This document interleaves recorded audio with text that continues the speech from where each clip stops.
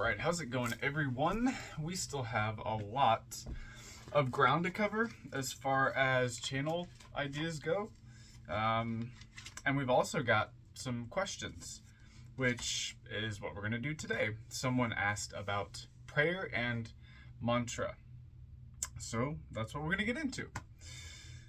The idea of words being magical or effective at creating subtle changes is no new thing. This is something that basically every culture has had, and at some level of their social order, since probably sacred sounds were syllabalized. And that is what, to mostly a degree, a mantra is. Now, I am no expert on this subject. I don't speak Sanskrit. I cannot read Devanagari script. But enough sources who are credible agreeing on the same thing enough is enough for me to say, okay, this is basically what it is. And the word mantra, or mantram, which tends to be plural, means mind tool. It's a combination of man, or manas, which is mind, and tra, which is like a tool or a device. So the idea of certain combinations of words combining to form a tool is something that we see at every level.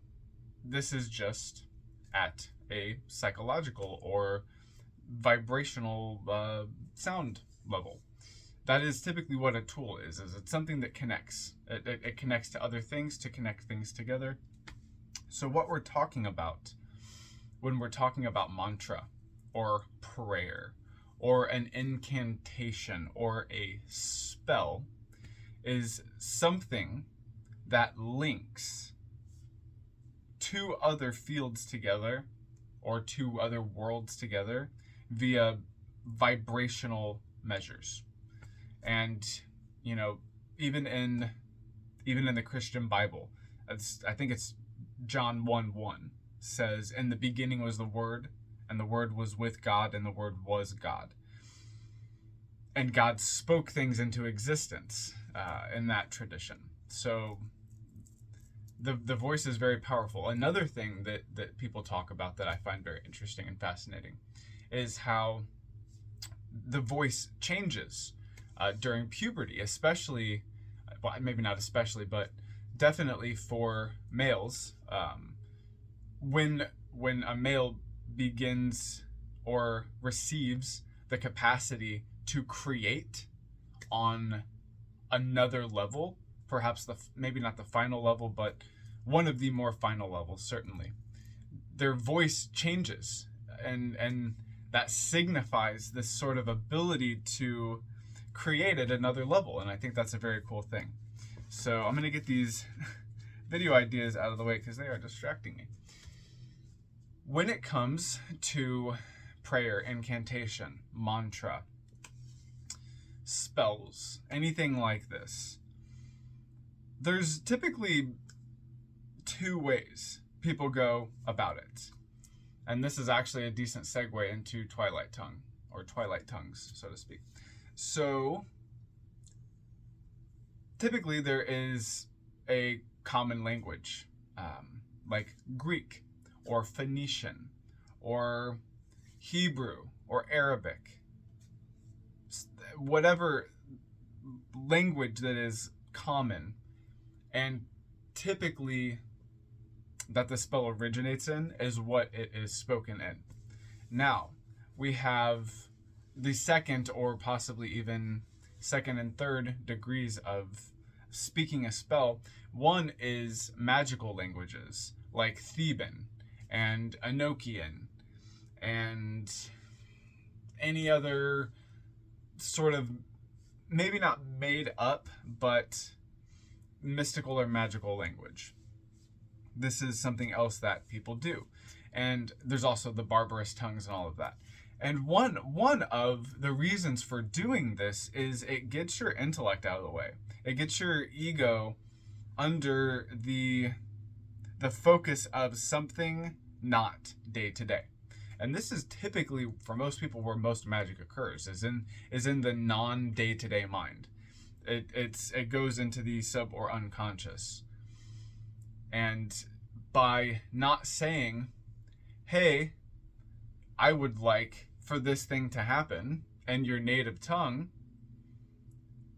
you don't give the intellect as much of a chance, or the day-to-day solar mind as much of a chance to think and dissolve and coagulate things that are related to it, not related to it, bringing up doubts, bringing up concerns, etc., etc. The other half of the second, or perhaps even a third, way to handle this is to either receive or make up your own language. And this is something that I had going for a long time that I never chose really to record. It's what I called Twilight Tongue. And you could call it talking in tongues, but growing up, I heard a lot of talking in tongues, and there's not a lot of coherence. There's not a lot of what most people call talking in tongues. There's no grammar. There's no syntax. And while that has its benefits as well, do not get me wrong, that has its benefits, it's not what I'm talking about. I am talking about a proclivity for certain items, objects, emotions, concepts to be continually represented with certain specific vibrations and syllables. And when I started to notice this happening when I was very, very, very deep in trance, I began to record on a voice recorder on my phone what was happening. Because I learned a long time ago to come out and jot things down on pen and paper brings me personally too far out of a vision or a trance or an invocation or whatever. So I hit the magic red button and then I just let it out or let it in. And through doing that, I found, like I said, a proclivity for certain pronunciations.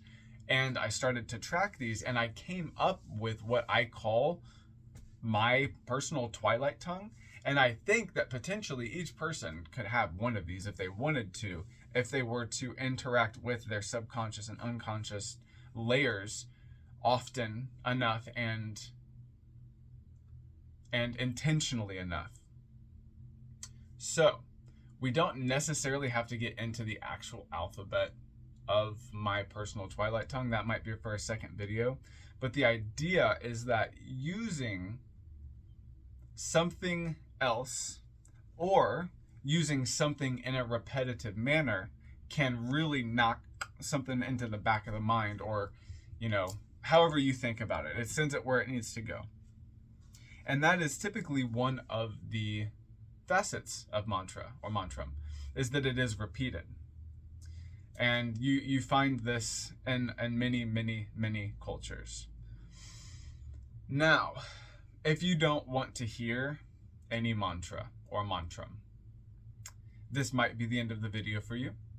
And I totally understand that. A lot of you are in a sort of in-between phase and you don't want a whole lot of outside influence. But I will go over a few different types of mantra. And one of the reasons for that is just to sort of demonstrate, one, the way that they can flow off the tongue, but two, they have different effects, and three, some of them require different breathing patterns. So this is, let's see if I can think of a fifth one. I was going to try to think of a few just to go over.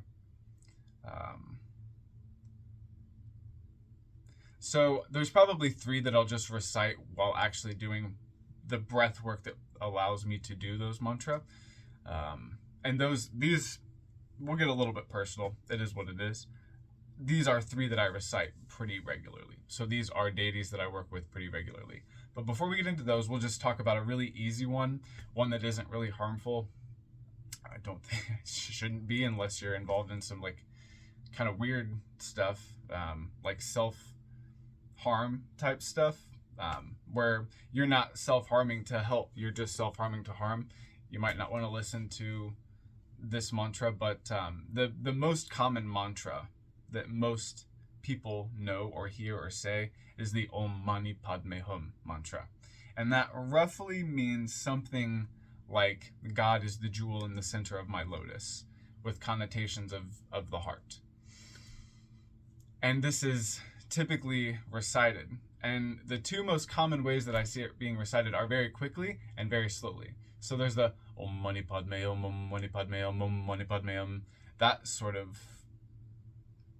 recitation. But then there's the very slow, like sort of like blissful singing of, I guess I could sing, but I don't sing well.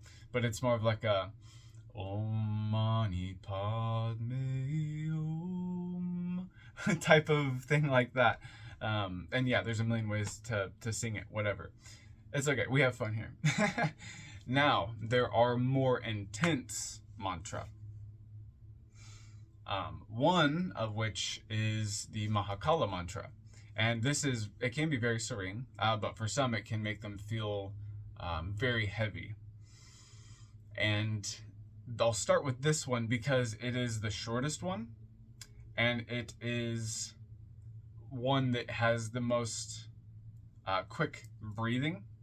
A lot of people think that if you breathe in a quick way that you have to breathe in a shallow way, and that's not true.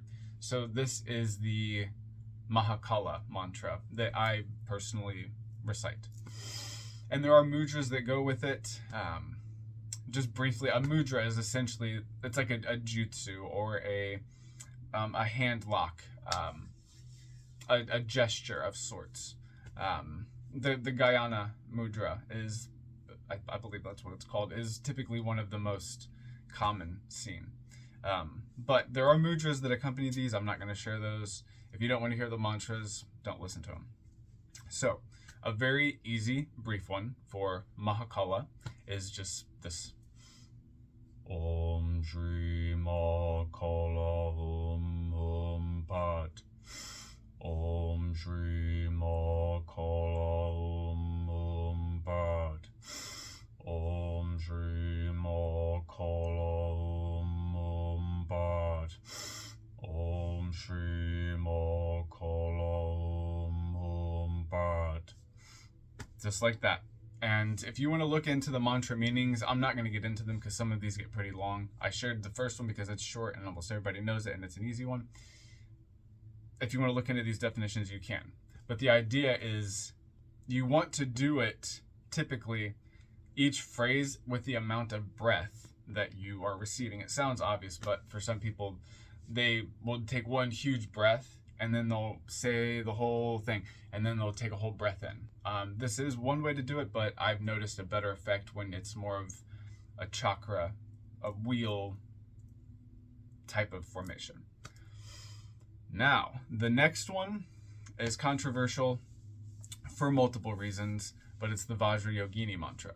This was shared to me by, you could say, a yogi, you could say a yogini. I'm not going to get into the specifics of it, but this one was shared with me with someone that has training in the field, you might say, and I'm going to give what they gave me, for better or worse. So, this one has a different breath formula, you might say. It's in chunks, you might say, as opposed to the one which was just like this. This one is almost, the other reason I wanted to share this one is because it's almost whispered, and that has a different effect. And so this is the Vajrayogini, or one of the Vajrayogini mantras. And keep in mind that there are different ways to produce these words. I was taught to change one letter if I'm going to recite it out loud.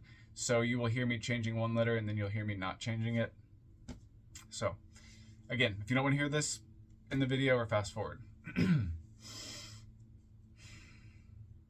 Om, Om, Om. Sarva Buddha Dakiniye Vajravarna Niye Vajravairo Chaniye Hum, Hum, Hum. Bet, Bet, Bet. Swaha. Om, Om, Om. Sarva Buddha Dakiniye Vajravarna Niye Vajravairo Chaniye Hum, Hum, Hum. Bet, Bet, Bet. Swaha. Om, Om, Om.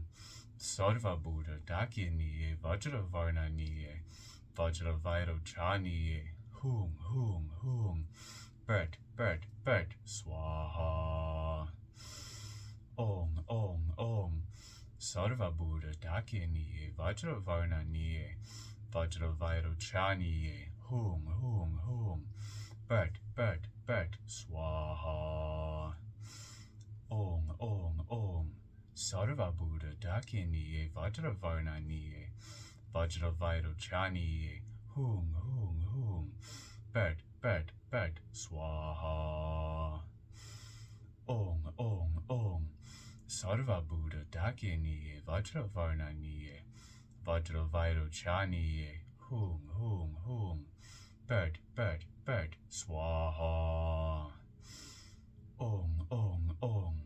Sarva Buddha Dakiniye Vajravarna Niye Vajravairo Chaniye Hum, Hum, Hum. Bet, Bet, Bet. Swaha. And there are also visualizations that can accompany these. We're not going to get into those either. If I'm sharing the mantra and the mudra and the yantra or like the visualizations, some of you are going to get way too deep into this. I'm just trying to give you some ideas. Okay, now the last one that we're going to cover is the Padmasambhava. This is one of my favorite ones because it stretches the consciousness and your capacity so much, or mine anyway, I'll speak for myself. So this one is one breath, and then at the end you take another breath. And this is, you could call it the Guru Rinpoche mantra, but it's for Padmasambhava, which relates to being born from a lotus. So one deep breath, deep and then back, and then one recitation. Dusum Songye Guru Rinpoche Goro Kunda Dewa Jimposha Barze Kunse Dudul Dreboze Zolwa Dibso Shingi Laptusa Jinang Songwe Boje Shiwa Tong Sampa Lungi Drupa Jingi Lob. Dusum Songye Guru Rinpoche Goro Kunda Dewa Jimposha Barze Kunse Dudul Dreboze Zolwa Dibso Shingi Laptusa Jinang Songwe Boje Shiwa Tong Sampa Lungi Drupa Jingi Lob. Dusum Songye Guru Rinpoche Goro Kunda Dewa Jimposha Barze Kunse Dudul Dreboze Zolwa Dibso Shingi Laptusa Jinang Songwe Boje Shiwa Tong Sampa Lungi Drupa Jingi Lob. Dusum Songye Guru Rinpoche Goro Kunda Dewa Jimposha Barze Kunse Dudul Dreboze Zolwa Dibso Shingi Laptusa Jinang Songwe Boje Shiwa Tong Sampa Lungi Drupa Jingi Lob. Dusum Songye Guru Rinpoche Goro Kunda Dewa Jimposha Barze Kunse Dudul Dreboze Zolwa Dibso Shingi Laptusa Jinang Songwe Boje Shiwa Tong Sampa Lungi Drupa Jingi Lob. Dusum Songye Guru Rinpoche Goro Kunda Dewa Jimposha Barze Kunse Dudul Dreboze Zolwa Dibso Shingi Laptusa Jinang Songwe Boje Shiwa Tong Sampa Lungi Drupa Jingi Lob. And one of the most important parts of this mantra specifically that I've noticed is that if you say it without breaking the vibration, and if you also say it long enough that you get into a deep trance where you're no longer even breaking the frequency with your lips and your tongue to where it just becomes like it's less of an utterance and more of a mutterance, you feel like you're being electrocuted very, very gently. And I'll give one example of that.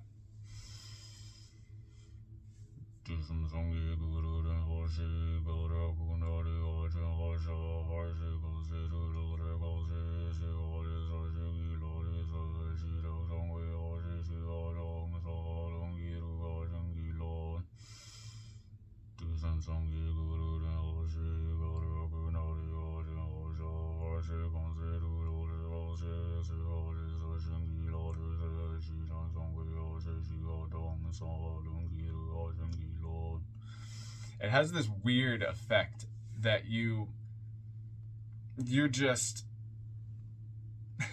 I don't know how to describe it other than you are like a Vajra, you're like a Dorje, you're like a Purva, you're like a lightning bolt. You are just vibrating. And I know that all of this is so weird to so many of you. And if this is nothing but a source of entertainment for some of you, I'm more than happy to be that for you. Hopefully there is some enlightenment here, but I do get how weird all of this is. But there is something to learn from this, hopefully. Another thing to cover is the etheric circumstances of it all. I've mentioned on this channel multiple times to try to use every level of your being. Wind, fire, water, earth. Use your mind. Use your imagination. Use your energy and use your body and physical things like incense and candles and gestures and things, because it brings it all the way down. And it also can help you rise all the way back up. So now we're going to get into a little bit more about prayer and oration and things like that. So if you're into like prose and poems and things like that, the what are they called? The PGM, the papyri Greek magickal, but they're also known as the Greek magical papyri or papyri. There are some amazing hymns and orations in there.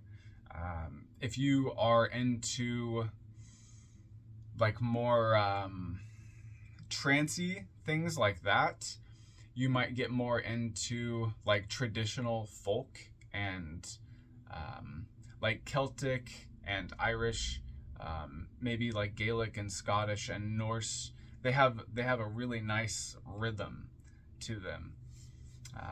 If you are just starting off and you just want something more simple, look into Psalms in the Christian Bible. I know so many of you hate that I'm even suggesting this, but there's wisdom everywhere. There really is.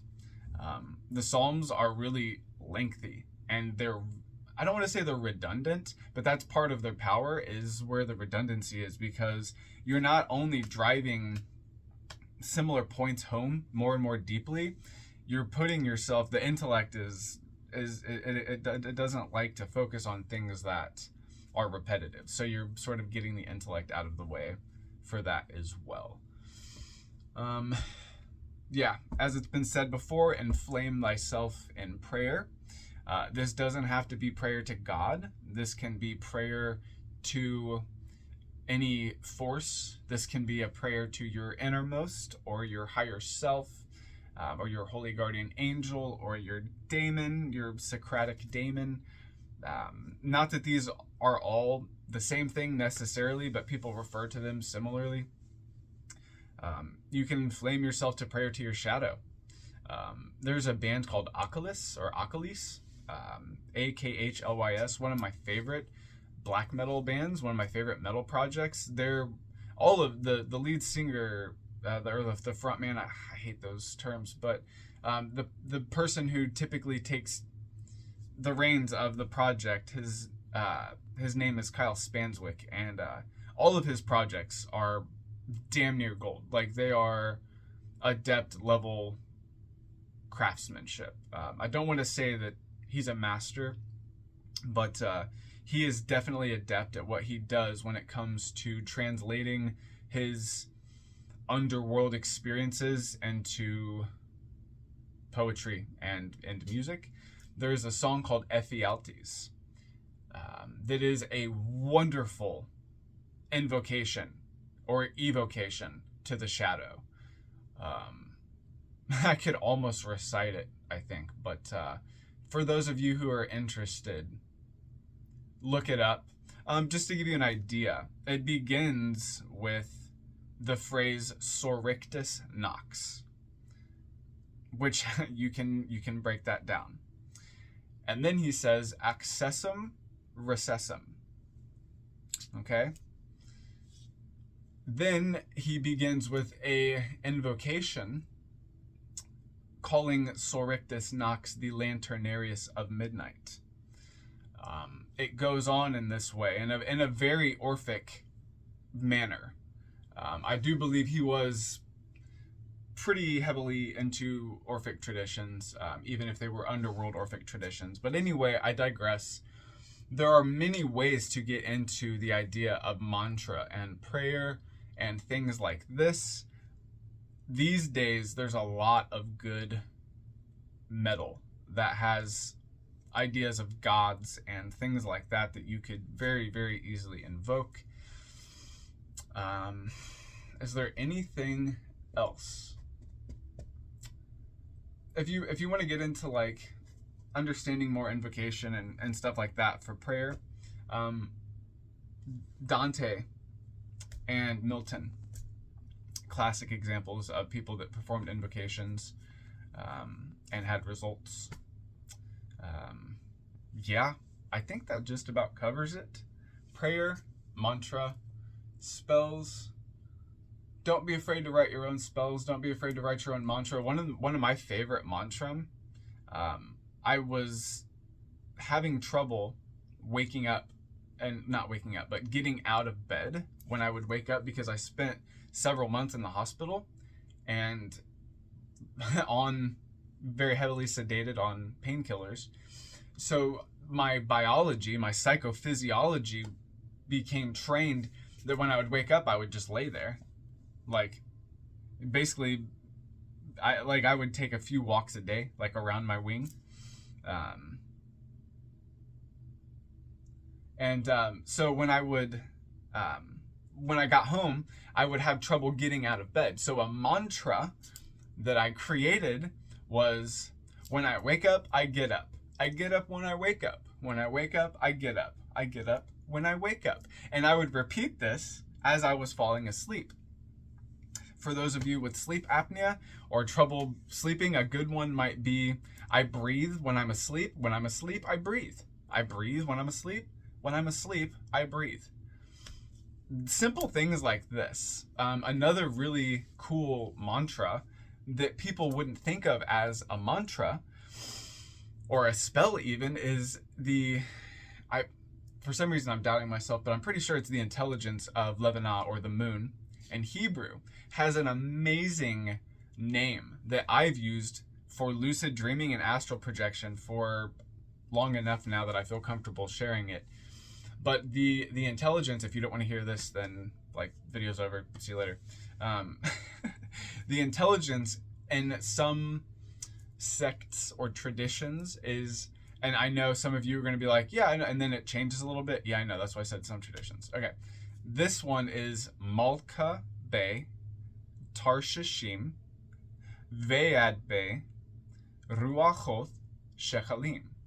But it can be recited very fluently and slowly as so. Malka Be, Tarshishim, Ve'ad Be, Ruachoth, Shechalim. And I'm sure many of you can imagine how that would help you at least get to sleep at night, especially if you're doing it internally and you're breathing in very slowly with it.